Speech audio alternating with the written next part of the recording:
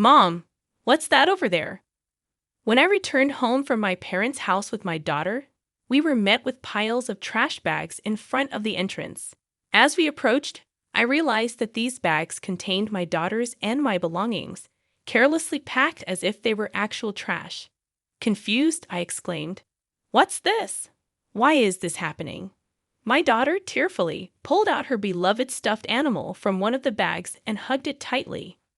Frustrated, I marched towards the entrance, only to find that the locks had been changed while we were out. It became apparent that my mother-in-law and sister-in-law were behind this. Ringing the doorbell and knocking several times yielded no response. "What is this? Isn't it terrible?" I muttered. Upon closer inspection, one of the trash bags had a note that read, "Parasites disappear, never come back." A surge of anger welled up within me, and I couldn't help but express my frustration aloud. "The real parasites are you," I muttered. This was the worst treatment I had ever received from my in-laws in 15 years. Not only me, but making my daughter feel this way too was unbearable. My patience exhausted, boiling with anger, I loaded our belongings into the car, and we returned to my parents' house. "I will never come back to this house again," I declared. "I'm looking forward to seeing what happens to the parasites when their host is gone." My name is Sarah. I am currently 43 years old.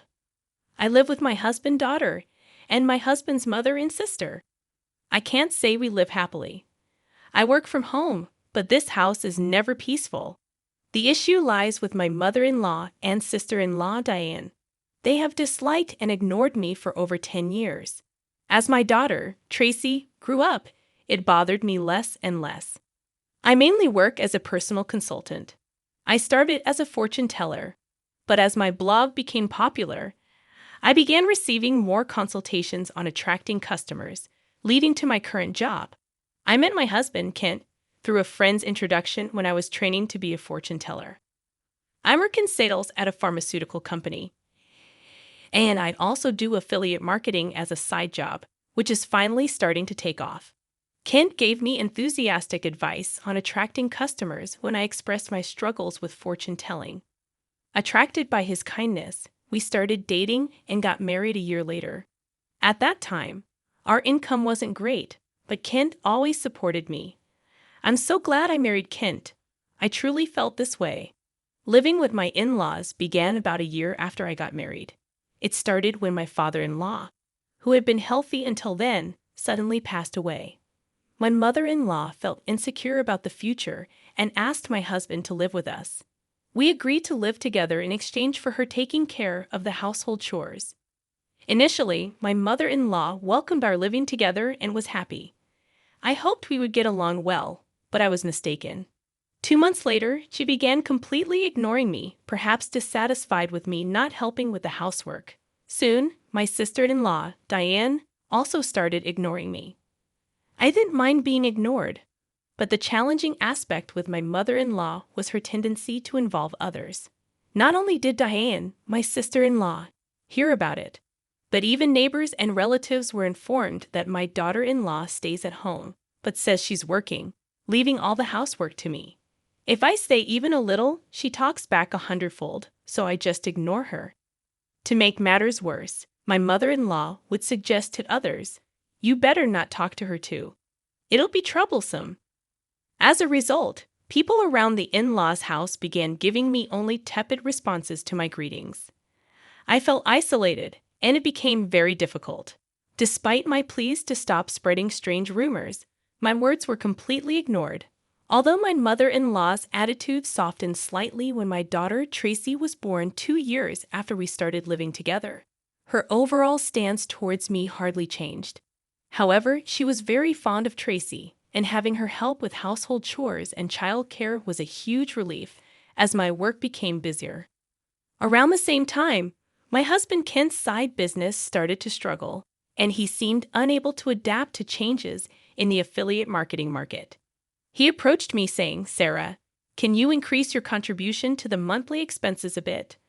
I agreed, expressing that my consultations were increasing, and the new methods I implemented were working well. Despite my willingness to collaborate on ways to boost his sales, Kent insisted on handling it independently, saying, "I think I'll try it on my own. I'm really sorry." From the beginning of our marriage, we had agreed that Kent would manage the household finances. Initially, my income was low, so he allowed me to contribute more when my sales increased. I transferred money to Kent based on my monthly earnings, and he provided a fixed amount for living expenses in cash. Initially, I could only contribute $100, but now I could transfer up to $1,000, though not every month. I could contribute more if I dipped into savings. I knew Kent was struggling with his side business, but his pride prevented him from consulting me. He began spending more time at cafes after work, returning home later and later. When Tracy was about 5, Diane got married and moved out. Since she lived nearby, she often brought her son Ricky to our house during the day. When Ricky turned 1, Diane expressed her intention to start a part-time job. My mother-in-law gladly offered to take care of him until the evening. Diane was appreciative, saying, "Thank you, I'm so happy." However, as my mother-in-law began caring for Ricky at home, she became very fond of her grandson and started being cold towards Tracy. When they fought, my mother-in-law would scold Tracy, comparing her unfavorably to Ricky. Over time, Tracy started playing near me and began to dislike my mother-in-law's behavior. I spoke up, saying, "Talk to your mother. Tracy and Ricky are both her grandchildren. She should treat them the same. Tracy is already a big sister in elementary school." However, my mother-in-law's focus shifted, and she approached me saying, "Things are tough at the company right now. We might not get bonuses, so could you contribute a bit more?" Despite the challenges, my blog's client attraction was successful, and I started receiving more consultations as a consultant, earning far more than I did as a fortune teller. When Kent requested additional financial support, I responded, "I'm already contributing $2,000 a month. Isn't that enough?" "Yeah, I'm embarrassed to say, but my salary has decreased and the side business isn't going well." "Don't be secretive. We're a couple. We should support each other in tough times." "I'm really ashamed." "Thank you." Later, the amount I contributed gradually increased, and eventually I was transferring $4,000 a month to Kent. Still not wanting to hurt his pride, I let Kent continue to manage the finances. When Tracy was in 6th grade, Diane came back home with Ricky. It seems Diane got divorced due to her infidelity, but I don't know the details. By this time, Tracy could help around the house, so household chores were divided among each family, being ignored by my mother-in-law, and Diane continued, but it no longer bothered me. It's unfortunate that I couldn't give Tracy her own room when she started middle school, as Diane's return meant we ran out of rooms. One night, while discussing which tutoring school Tracy should attend for middle school, Diane suddenly said, "Hey, tutoring is expensive. Why doesn't Tracy study by herself? Could you stop making such comments? I'm paying for the tutoring, so it's none of your business what Sarah's paying." "Impossible. You don't earn anything. Kent said he's supporting you. You're just a leech, aren't you? Ha ha, you married him because he has money, right?" "Exactly. Kent told me not to speak ill of Sarah, who can turn, but that's just shameless." My mind was filled with questions. What does this mean? What has Kent been telling his mother and the others? Kent is the one supporting this house financially. It's about time we put an end to the parasite's lifestyle. I feel bad for Tracy, but if we pay for her tutoring, we won't be able to pay my compensation. Not be able to pay? Are you saying our house is paying for your compensation, Diane? Kent said he would pay for it. You should spend your money on Ricky. I began to understand the deception and felt my anger rising. My husband had always managed our household finances, and my mother-in-law had taken care of the household chores and child care until Tracy grew up. So I thought they knew I was also contributing to the household expenses. Is Kent bearing all the expenses of this house, including your living expenses and the compensation Diane is supposed to pay? Be quiet. It's only natural for a family. You're the only outsider here, not related by blood, and yet you act as if living here is your right. It really makes me angry. I contribute money too. Don't talk back. What you contribute is barely enough for your own food expenses. You hardly have any income, and yet you're so arrogant. I could feel my body trembling with anger. I could see Tracy on the side, looking like she might cry. I knew Kent had a lot of pride, but I never thought it would be this bad. Certainly, in the beginning, Kent was paying for the living expenses and pocket money for my mother-in-law and Diane. But I had started contributing as well, and now we were living on my income. I needed to talk to Kent properly. Around midnight, Kent came home. He was drunk and seemed cheerful. Can we talk? I didn't know you weren't getting any money from your mother or Diane. They said you're covering all the expenses of this house. About that. My bad. It's a matter of pride as a man, you know. When we started living together, I was paying for everything. There wasn't a right moment to say you were also paying, and in front of the family, let me be the eldest son a little, please. Kent, with a light-hearted tone like in a comedy sketch, put his hands together. Oh, that's right. I'm going to Conan this Saturday. I'll be gone for a week. Take care? Conan? Why? I got invited to a seminar in Conan by a friend I'm doing a side business with. I'm going to make it a success, so cheer for me, Sarah. Well, I'm off to sleep. See you tomorrow. My husband lay down on the mat in a cheerful mood and soon started snoring. My anger wouldn't subside, but recently, with Kent coming home late, we hadn't talked much, and I had no idea about this. I thought he was joking while drunk, but on the weekend, Kent really left with a large suitcase. During Kent's absence, I had the freedom to use the car, so I decided to take Tracy back to my parents' house. The next day, a shocking event awaited us. Mom, what is that? When Tracy and I returned from my parents' house, there were piles of trash bags in front of the entrance. Upon closer inspection, these bags contained mine and Tracy's belongings, carelessly packed just like real trash. What is this? Why is this happening? I don't understand. Tracy, crying, pulled out her beloved stuffed animal from the bag and hugged it. Furious, I headed towards the entrance. Has the lock changed? It seemed that the locks had been changed while we were out. This must be the work of my mother-in-law and sister-in-law, Diane. I rang the doorbell and knocked several times, but no one came out. What is this? Isn't it terrible? Upon closer inspection, one of the trash bags had a note saying, "Parasites disappear, never come back." I felt a surge of anger from the bottom of my heart. The real parasites are you.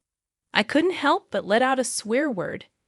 This was the worst treatment I had ever received from my in-laws in 15 years. Not just me, but making my daughter feel this way too. I finally lost my patience with boiling anger. I loaded the luggage into the car, and we returned to my parents' house. I will never come back to this house again. I'm looking forward to seeing what happens to the parasites when their host is gone. When we returned to my parents' house, they were shocked. I hadn't told them about the ignoring from my in-laws, the money issues, and most of all, their attitude towards Tracy.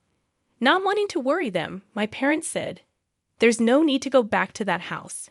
You should claim compensation from them." They cried with anger and told me to stay with them. My mother's words, "You really had it tough," made me cry too. In reality, I had been trying my best all this time. Enough is enough. I finally decided to confront my feelings while staying at my parents' house. I contacted a friend who had introduced me to Kent. She was connected to Kent's side business friends. "Are you doing well? I want to ask you something. Do you know if Kent's friends are currently in Conan, that famous entrepreneur seminar, right? I was invited but wasn't interested, so I declined." "Kent didn't go, did he?" "Yeah, that's right. By the way, I heard Kent quit his job and is now managing a business with his wife. You two must be close." Yes, that's right." Nonchalantly, I replied and hung up immediately. After I called Kent's company, what my friend said was true, and to my surprise, Kent had quit his job 2 years ago. This meant that for the past 2 years, I had been paying almost all of the living expenses for my in-laws. Looking back over the years, I suddenly felt hollow. A week later, I received a laid-back message from Kent saying he was back in the US. After continuously ignoring him, I stopped hearing from him altogether. He must have heard the news back home. Expecting persistent contact from Kent, I hired a detective to investigate him. The investigation revealed that Kent, dressed in a suit in the morning, spent his afternoons gambling and evenings at a woman's house. So I asked for an investigation into his infidelity as well. 3 weeks later, Kent called me. It must have been close to his former company's payday, and he was panicking. "Sarah, sorry I couldn't contact you. I'm sorry for what my family did. I heard they kicked you out, and I was thinking, why did it come to this? Really? Did you tell the truth to your mother and Diane?" Kent quickly changed the subject and said something unbelievable. "Let's leave that house and live in a new home, just the three of us. I'll cut ties with those who disregard you, Sarah. I'm ready to abandon my mother and Diane, so please come back." Are you really cutting ties with your mother and Diane? Was Kent planning to easily discard them after making them dependent on him? I was disappointed in Kent and his self-centered actions, so I told him, "I'm coming back for now, so leave the door unlocked." Kent seemed delayed at my message. A few days later, I returned to my in-laws' house with Tracy. Kent, his mother, and Diane were there, but Ricky was nowhere to be seen. I was relieved that Ricky didn't have to witness the adults' ugly arguments. When Kent made some remarks, I ignored the displeased pair and took out a divorce form from my bag. I confronted the surprised Kent. "I heard you quit your job without telling me. Since we're supposedly managing a business together, does that mean the $4,000 I've been transferring every month was actually your salary?" Kent tried to excuse himself. "No, that's not it. I told you the business was in trouble, right? So, I decided to quit before getting fired. Carly, I heard you quit 2 years ago, right? I called your company, and it's still not bankrupt." Kent fell silent. I pressed further. "By the way, what role do you play in our joint business management? Are you the accountant?" Kent became increasingly uneasy and started sweating. "Kent is supporting the whole family, isn't he, Mother? He quit his job, his side business isn't going well, and yet it's a mystery where the money is coming from. I'm leaving, but please continue to get financial support from Kent." My mother-in-law and Diane's faces turned pale and ashen. "But the other day on the phone, you were crying and begging to save only yourself, saying you'd cut ties with your mother and sister. Haha, but that won't happen. I'm also discarding Kent here." "What do you mean? I don't understand." "Kent hasn't been going to work. That's a lie. He leaves in a suit, and Sarah was supporting the household. It's true. Sarah has been paying for everything for years. I'm unemployed now and not doing any side business. We're going to have a hard life because you guys kicked Sarah out. We could have had an easy life without working if you hadn't done anything unnecessary." "What do you mean by that? You were planning to abandon us, weren't you?" Kent's response ignited the fury of my mother-in-law and Diane. As the three of them caused a commotion, Tracy and I began to take action. I came to pick up some forgotten items. I took a cleaning robot bought within the last 6 months, an expensive microwave favored by my mother-in-law, and the beauty device Diane had gotten from Kent. "Wait, that's mine. This is mine since I bought it with my money, or you can pay me back for it." Diane fell silent at my words. Then I searched for and gathered my belongings from their rooms. The belongings they had put out did not include my expensive brand bags and accessories. "Why are you taking that too? This is mine." I ignored their complaints and sweet talk. Finally, I dropped a bombshell on Kent. "Oh, I forgot. I plan to claim compensation from your mistress, Mary, too. Tell her it's no use running away." "What? How do you know about her?" "I know you went to Conan with Mary recently. Good for you, right?" "Of course. I have all the evidence of the affair, so no escaping that." "No way. You've been deceiving me and having fun for the past 2 years." I'll be claiming compensation for the affair, child support for Tracy, and oh, you were secretly paying Diane's compensation too. I'll be claiming that back as well. As I prepared to leave, my mother-in-law and Diane desperately tried to stop me. I was wrong, Sarah. I'm sorry. We just believed what Ken said. We can't live without you. We'll do anything. Please help us. I can't pay you back for the compensation. I'm sorry too. I apologize for everything. You'll forgive us, right? I couldn't help but laugh at their foolish faces. They finally realized who had been supporting their lifestyle, realizing too late that their non-blood related support was gone. Let's just ignore these people, Mom. Let's go home. Yes, that's right. Kent, you'll be hearing from the lawyers soon. Please take care of it. Leaving a dejected Kent behind, we returned home with the items we had collected. Later, my divorce with Kent was finalized, and I demanded compensation through a lawyer. I received numerous apologies and pleas for reconciliation from my mother-in-law and Diane, but I ignored them all. Surprisingly, there was still some inheritance left from Ken's father.